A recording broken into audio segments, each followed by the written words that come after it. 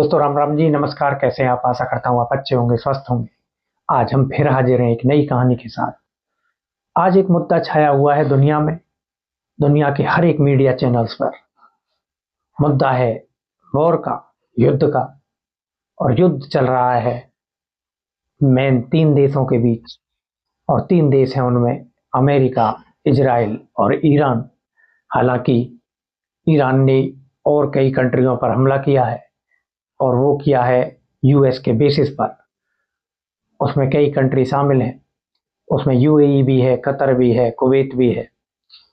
अब दोस्तों, शुरुआत कहानी की होती है 1979। 1979 से पहले ईरान में एक क्रांति चली, नाम था इस्लामिक क्रांति।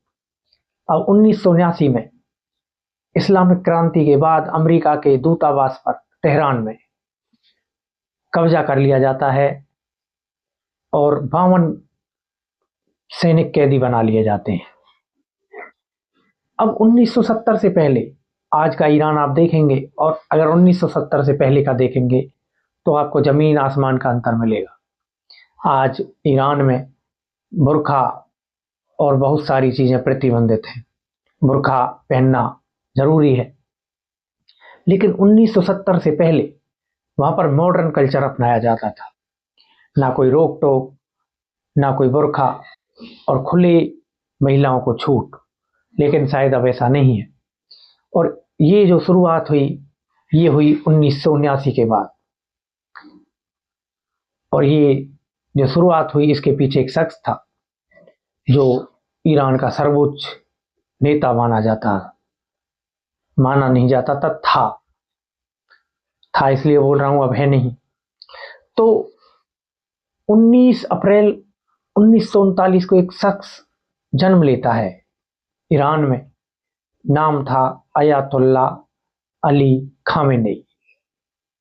अब खामेनेई 1939 में एक घर में जन्म लेते हैं। उनके पिता एक मौलवी हुआ करते थे, और ये खामेनेई भी मौलवी।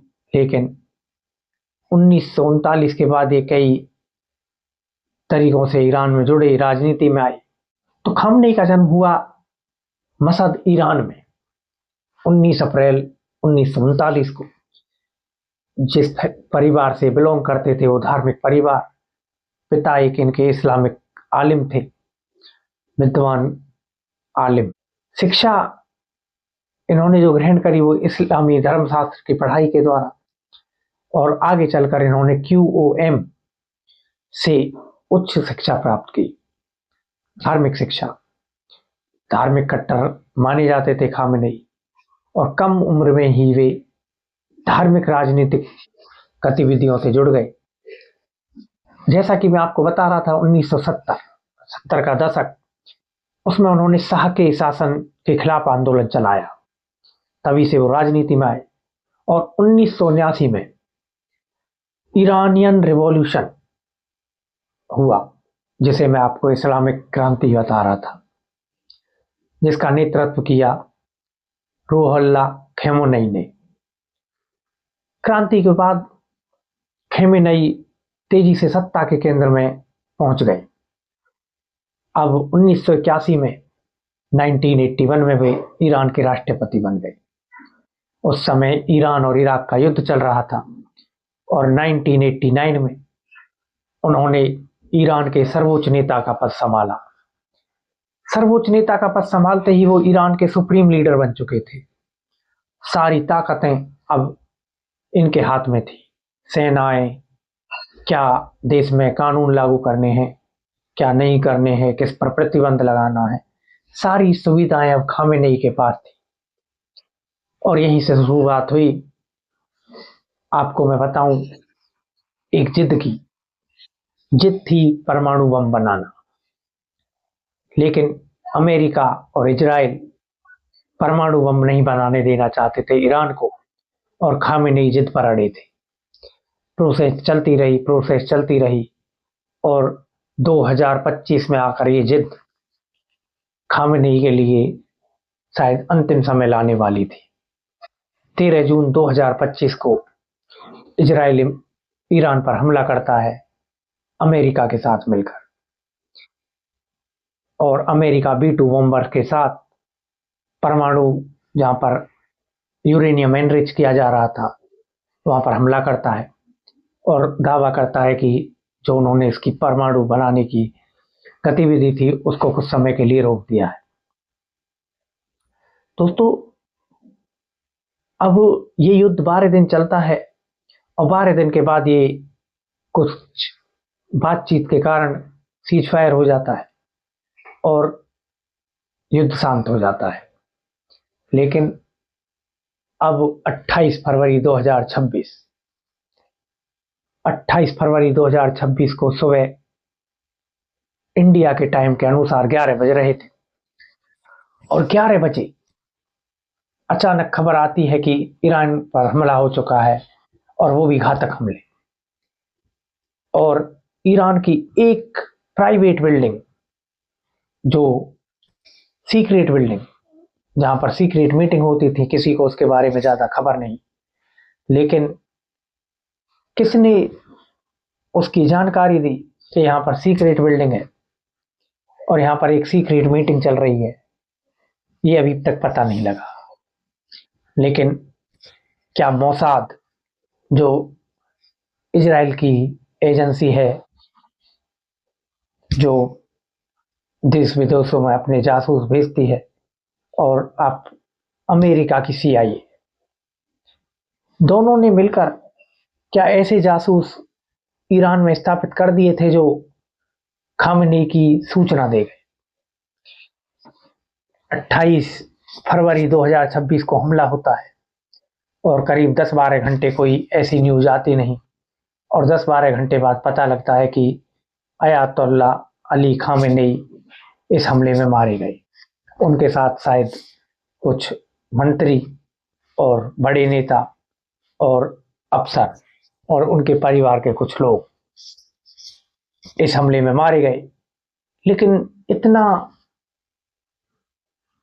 सटीक जानकारी किसी के पास आना भी बड़ी बात है। किसी देश को सटीक जानकारी मिलना इतना आसान नहीं कि जिस नेता के ऊपर मौत का साया मंडरा रहा हो, वो कैसे किसी बिल्डिंग में मीटिंग कर रहा है और उस मीटिंग का पता भी उस देश को लग गया जो उसका दुश्मन है। दुश्मन हमला करता है और हमले में खामेनेई मार जाते हैं। तो दोस्तों, खामेनेई मर गई और ईरान में और इजराइल में युद्ध छिड़ गया, अमेरिका साथ में। अब मैं आपको बताता हूं इसके आगे की कहानी। दोस्तों, इजराइल की इसमें कैसे एंट्री हुई है। इजराइल यहूदियों का देश है, जैसा मैंने आपने बताया। अब यहूदियों से घिरा हुआ ये देश, दोस्तों, इजराइल ईरान को अपना सबसे बड़ा खतरा मानता रहा है। खतरा मानने के पीछे कारण है कट्टरपंथ। यहूदियों का ये देश चारों तरफ से घिरा हुआ है मुस्लिम कम्युनिटी से, और ये मानता है कि ईरान जैसे कट्टरपंथ देश अगर परमाणु शक्ति बन गए तो उनके छोटे से देश इजराइल को खतरा होगा और शायद उनका अस्तित्व खतरे में आ जाए। इसीलिए इजराइल ये कभी नहीं चाहता था कि ईरान परमाणु शक्ति बने, और बार बार ये हमले किए गए, और इसी के पीछे 28 फरवरी का हमला इजराइल का रहा। वो ये नहीं चाहते थे कि ईरान परमाणु शक्ति कभी बने। ईरान बहुत सारे समूहों को, जो आतंकवादी समूह कहे जाते हैं हिजबुल्लाह जैसे, इनको सपोर्ट करता रहा है। एक कारण ये भी रहा है ईरान से और इजराइल की दुश्मनी का। ऐसे ऐसे कारण हैं जिन्होंने आधे पूरे देश में, पूरी दुनिया में एक अजीब माहौल बना दिया है, और लगता है जैसे वर्ल्ड वॉर होने की स्थिति हो गई है।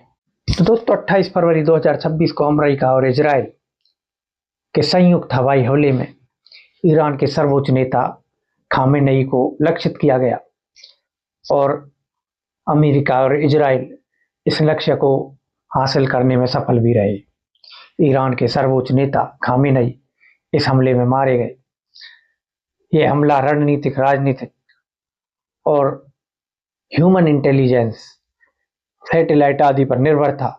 आजकल टेक्नोलॉजी का जमाना है, ऐसी ऐसी सैटेलाइट्स हैं जो आपको कहीं भी कैसी भी जो विजुअल है आपके दिखा देगी, घर में बैठे हुए आपके विजुअल मिल सकते हैं।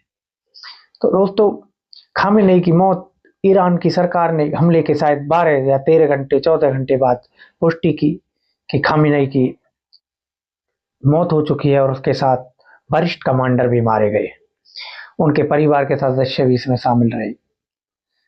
अब मैं टेक्नोलॉजी की बात कर रहा था, तो इजराइल के पास इतनी तगड़ी टेक्नोलॉजी है कि उन्होंने ईरानियन चैनल्स को भी हैक कर लिया और उस पर नेतन्याहू, जो इजराइल के प्राइम मिनिस्टर हैं, उनकी वीडियो चला दी, उनका बयान चला दिया। तो टेक्नोलॉजी भी बहुत जरूरी है। अब ईरान के राष्ट्रपति खामेनेई मानते थे कि जो ये अमेरिका और इजराइल हमले कर रहे हैं, ये मुसलमानों के खिलाफ खुली जंग है। देश में इन बातों को लेकर विरोध फैल गया, कई देश में विरोध प्रदर्शन हुए। खामेनेई का साथ देने वाले लोग बहुत हैं ईरान में, शिया समुदाय बहुत सपोर्ट करता है। इजराइल और अमेरिका का दावा था कि यह हमला सुरक्षा के लिए आवश्यक था ताकि ईरान से जो सैन्य ढांचे हैं उनके कमजोर किया जा सके। ट्रंप का बार बार बयान देना कि हम इजराइल और अमेरिका मिलकर ईरान की नौसेना को खत्म करेंगे, मिसाइल के भंडार खत्म करेंगे और परमाणु शक्ति कभी नहीं बनने देंगे। तो ये थी दोस्तों इजराइल, ईरान और अमेरिका की कहानी, जो 1979 से स्टार्ट हुई और 2026 में एक बड़ा रूप ले चुकी है। अगर आपको ये कहानी पसंद आई तो कृपया करके लाइक करें, मेरे चैनल को सब्सक्राइब करें। फिर हम मिलेंगे कल एक और नई कहानी के साथ। कल तक के लिए राम राम जी, नमस्कार।